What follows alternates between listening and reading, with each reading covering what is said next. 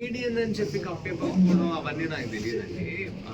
హౌస్లో మీరందరూ అంటే ప్రేక్షకులు మీరే చెప్తున్నారు కదా సార్, ఎమాన్యుయల్ లేకపోతే అసలు బిగ్ బాస్ లేదు. అవును, అలాంటి వాడిని 4th ప్లేస్ లో అదే కదండి నేను కూడా చెప్పాను. ఇమాన్యుయలే తీసుకెళ్ళాడండి మిగతా వాళ్ళందరినీ కూడా. సో అతను 2-3 సార్లు నామినేషన్స్కి వచ్చి ఉంటే అతని గ్రాఫ్ ఏంటో ఆయనకి అర్థమయ్యేది. సో ఆటోమేటిక్గా తనకి రావాల్సిన రిసీవింగ్ సడన్గా ఒక్కసారిగా షాక్ లాగా తీసుకోలేకపోయారు నామినేషన్స్. సో ముందు నుంచి కళ్యాణ్ నామినేషన్స్లో ఉన్నారు, తనుజా గారు నామినేషన్స్లో ఉన్నారు, అందరూ పవన్ నామినేషన్స్లో ఉన్నారు, అందరూ నామినేషన్స్లో ఉన్నారు. అలాంటప్పుడు డిమాన్ పవన్ కూడా లాస్ట్ 2 వీక్స్ చాలా బాగా ఆడాడు కదా, రీతు బయటకు వెళ్ళిపోయిన తర్వాత తను కూడా ఫన్ కానీ అన్నీ చాలా బాగా చేశాడు కదా. అరే ఈ అబ్బాయిలో ఇంత చక్కటి స్మైల్ ఉందా, ఇలా హ్యాపీగా ఉంటుంది. ఇమాన్యుయలే చెప్పాడు కదా మీ అందరి గారి, ఇంత నవ్విస్తున్నావు ఏంట్రా నువ్వు అని చెప్పి. సో ప్రతి ఒక్కళ్ళ క్యారెక్టర్ చాలా డిఫరెంట్గా ఉంటుందండి. మనం ఒక ఇంట్లో వాళ్ళతో ఒకలాగా ఉంటాము, మన స్నేహితులతో ఒకలాగా ఉంటాము, బయటికి వెళ్తే ఇంకొక వాళ్ళ ముందు ఇంకొకలాగా ఉంటాం, మన మీటింగ్ వెళ్తే కొత్త పీపుల్తో ఇంకొకలాగా ఉంటాం. సో ఆ విధంగా సో ఎవరి గేమ్ వాళ్ళు ఎవ్రీ వీక్ చేంజ్ చేసుకుంటారు. మీరు ఉన్న 4 వారాల్లో ఇమాన్యుయల్ గారిని మీరెందుకు నామినేట్ చేయలేదు? ఇమాన్యుయల్ని నేను నామినేట్ చేయడానికి నామినేట్ చేయడానికి ఫస్ట్ ఆఫ్ ఆల్ ఇమాన్యుయల్కి నాకు ఎటువంటి గొడవ అవ్వలేదు. నేను తనుజా గారిని లేకపోతే నాకు తనుజా గారికి అయింది, నేను కళ్యాణ్ని నామినేట్ చేశాను. వాళ్ళు కూడా పవర్ఫుల్ క్యాండిడేట్సే కదా మీ దృష్టిలో.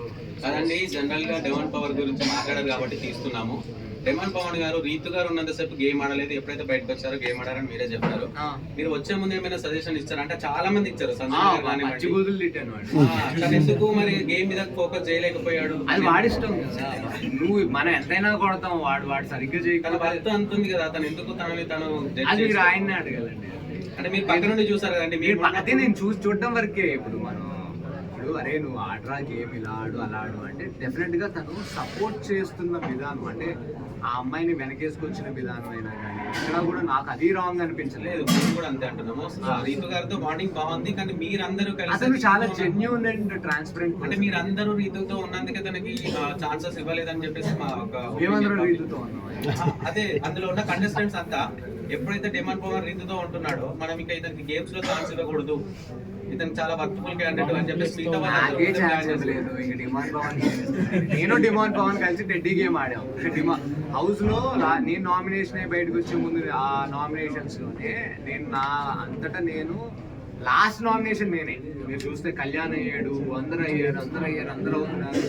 ఫైర్ స్టామ్ నుంచి నన్ను టార్గెట్ చేసి లాస్ట్ కి తీసుకొచ్చి నామినేషన్స్ లో పెట్టింది నేను. అప్పటికి నిఖిల్ గౌరవ్ కూడా దొరకలేదు. సో ఆ టైంకి ఇమాన్యుయల్ వచ్చి ఎంచుకొని ఎందుకంటే ఆ గేమ్లో ఎవరి టెడ్డీ గేమ్ ఎవరి బొమ్మ వాళ్ళు తెచ్చుకోకూడదు, ఎవరైనా స్ట్రాంగ్ పర్సన్ వెళ్ళి. అలాంటిది డిమాన్ పవన్ లాంటి వాడు వచ్చి నేను నీ బొమ్మ తీసుకొస్తాను, నువ్వు నా బొమ్మ తీసుకొస్తావు అని అంటే అక్కడే నాకు చాలా స్ట్రాంగ్ కంటెస్టెంట్ ఫీలింగ్ నాకు వచ్చింది. మేము కూడా మీ నుంచి చాలా ఎక్స్పెక్ట్ చేసామండి. ఎలాగానే వైల్డ్ కార్డ్స్ అంటే చాలా వైల్డ్ గా ఉంటారు, వీళ్ళకి రచ్చ చూపిస్తారు అనుకున్నాము. కానీ మీరందరూ అట్లీస్ట్ ఒక్కరున్న ఫైనల్ వరకు ఉంటే మేము హ్యాపీగా ఫీల్ అయ్యేవాళ్ళం. అవునండి, డెఫినెట్గా అట్లీస్ట్ ఒక్కరినైనా ఉండుంటే బాగుండేది. అది నేను అవుతాను ఆర్ఎల్స్ ఇంకెవరైనా ఉన్నా కూడా బాగుండేది అని నేను కూడా అనుకున్నాను. బట్ చెప్పాను కదండి, ఫైర్ స్టామ్స్ అని అంటున్నారు. ఫైర్ స్టామ్ కాదు, ఫైర్ స్టామ్స్ అంటే 6 కలిసి ఆడితేనే ఎవరో ఒకళ్ళైనా ఉండగలరు. సో యూనిటీ ఖచ్చితంగా ఉండాలి సార్. యూనిటీ సుమన్ శెట్టి గారు హౌస్ లో ఉన్న సడన్ ఫైర్ అండి. ఆయన ఎప్పుడు ఫైర్ చూపిస్తారు ఏంటి అంటే ఆయన మాట్లాడిన పాయింట్స్ అన్ని కూడా చాలా వ్యాలిడ్ గా ఉన్నాయి, స్ట్రైట్ గా. అండ్ ఆయనతో కూడా యాక్సెప్ట్ చేయడం అవన్నీ కాదులే, కానీ ఇమాన్యుయల్ లేకపోతే హౌస్ లేదు, అదైతే నిజం. ఇమాన్యుయల్ లేకపోతే అప్పటిదాకా ఇప్పుడు ఎంతమంది విన్ అయినా, ఎంతమంది విన్ అవ్వకపోయినా, ఎంతమంది టాప్ 5కి వెళ్ళినా దాని అంతటికీ కాదు ఇమాన్యుయల్. ఎందుకనంటే ఓజీస్ టీమ్ కలిసి ఆడారు ఫైర్ స్టామ్స్లో, తను సపోర్ట్ చేశాడు. తను సపోర్ట్ చేసింది కేవలం అందులో ఉన్న ఓజీస్ టీమ్నే కాదు, ఒక బిగ్ బాస్ హౌస్ ఒక మేనియక్ లెవెల్లో కామెడీ కానీ, తను ఆడిన టాస్క్లు కానీ తను ప్రాణం పెట్టి ఆడాడు. నేను అది వచ్చేటప్పుడు కూడా చెప్పాను స్టేజ్ పైన. నాగార్జున గారి ముందే చెప్పాను, మీ ప్రేక్షకులందరికీ చెప్పాను. Emmanuel is one of the best entertainer, at the same time చాలా స్పోర్టివ్, చాలా చురుకైన వ్యక్తి. సార్ వన్ ఆఫ్ ది కాదండి, వన్ అండ్ ఓన్లీ అని మా ఫీలింగ్ యాక్చువల్గా. మేము చాలా అంటే నేను కూడా అందులో one and only Bigg Boss house లో ఎంటర్టైన్మెంట్ ఉంది అంటే అంతమంది అయ్యో నేను అదే చెప్పాను కదా, ఇమాన్యుయల్ లేకపోతే హౌస్ మీరు మీరు ఎవరికి సపోర్ట్ చేశారు మరి బయటకు వచ్చాక? నేను బయటకు వచ్చిన తర్వాత ఇమాన్యుయల్ అయినా నాకు కళ్యాణ్ అయినా పర్వాలేదు, ఇమాన్యుయల్ అయినా పర్లేదు. అంటే ఎవరికైతే డబ్బులు చాలా ఇంపార్టెంట్, డిమాన్ పవన్కి కావాలి, తన సూట్ కేసు రావాలి అని అనుకున్నాను, తనకు వచ్చింది. నేను ఇమాన్యుయల్ని ఆ పొజిషన్లో అయితే నేను ఎక్స్పెక్ట్ చేయలేదు. ఇమాన్యుయల్ ఇంకా చాలా ముందు ఉంటాడు. ఇమాన్యుయల్కి నేను ఎక్స్పెక్ట్ చేసింది ఏంటంటే వుడ్ టేక్ ద కప్ అని అనుకున్నాను. అయితే ఇమాన్యుయల్ గారు ఉన్నన్ని రోజులు బిగ్ బాస్ లో ఎంటర్టైన్మెంట్ తో పాటు సేఫ్ గేమ్ ఆడారు అని చెప్పేసి చెప్తున్నారు, మరి మీరేమంటారు? సేఫ్ గేమ్ అంటే పాపం తెలియదు కదండి. ఇప్పుడు తను ఇమాన్యుయల్ వేసే అంచనాలన్నీ కూడా చాలా బాగా వెళ్ళాయి.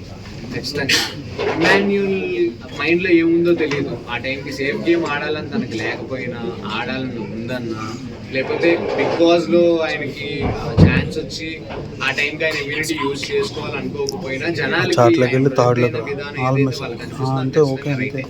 నాకేమనిపించింది అని అంటే ఇమాన్యుయల్ నామినేషన్స్కి ఒక 2 సార్లు వచ్చింది ముందు నుంచి అందరికి ఓటింగ్ తెలిసి అండ్ అతని వాల్యూ ఏంటో, గ్రాఫ్ ఏంటో ఆయనకు అర్థమయ్యేది. ఆ ప్రకారం ముందు నుంచి కొంచెం జాగ్రత్త పడేవాళ్ళు వాళ్ళ టీం వాళ్ళు కానీ బయట ప్రేక్షకులు కానీ. ఇమాన్యుయల్ లేని బిగ్ బాస్ 9 లేదన్నారు కదా, కామెడియన్ అని చెప్పని కప్పు ఇవ్వలేదు.